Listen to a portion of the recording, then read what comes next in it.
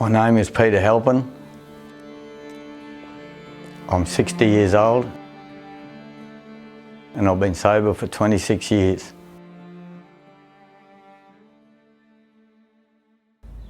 I was 12-year-old when I started drinking alcohol.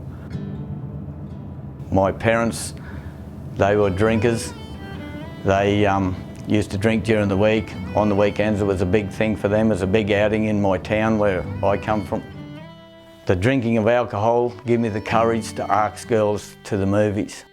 I used it for my shyness in the beginning, and as it got stronger, I noticed I didn't care about the dating or anything else. I just cared about getting a hit from the alcohol and letting it control me. Because of my alcohol addiction, I lost my dignity, my pride, and then it snowballed from that. I used to lose jobs. I lost 2 families. It doesn't matter when you're alcoholic, you don't care, because who cares? All I want is to have a drink, so I don't care if I get a job or go on the dole.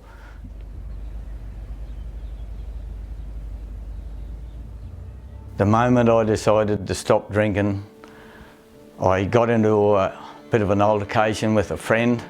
I was really drunk and I was going to burn his house down with him and his children in it. And when I sobered up and realised that's what I was going to do, it was a big realisation of how much bad is in alcohol for me. Truly, truly, when I done this thing, I hit rock bottom and I had to make a choice. Alcohol or my life.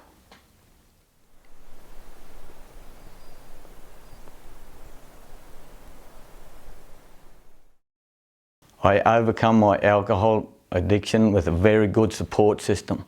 I had to find people with a similar background to me and fighting the same demons. So I turned to a friend of mine called Billy Anderson.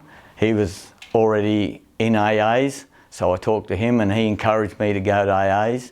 I did a bit of AAs, but it didn't suit me.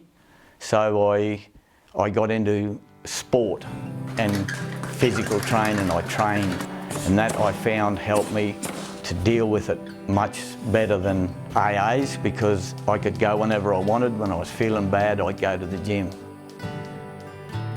And I was talking to my nephew Jason. I started bronc riding. I was doing a bit of rodeoing earlier on when I first gave up the drink and I was older. And young fellas used to encourage you and say good on you, and that sort of stuff when they seen you there having a go. You don't have to be good, you just have to be having a go, and the rodeo culture will embrace you. There's not a lot of competitiveness because you're competing against the animal, you're not competing against another rider, and it makes for a very good community. To get on these animals in the first place is very much a mind thing. If you haven't got a good mindset to get on this animal, it's very difficult to do, because you have to be very strong of mind and strong of body. And in addiction, if you're fit and strong and your mind is, you got a better chance of fighting it.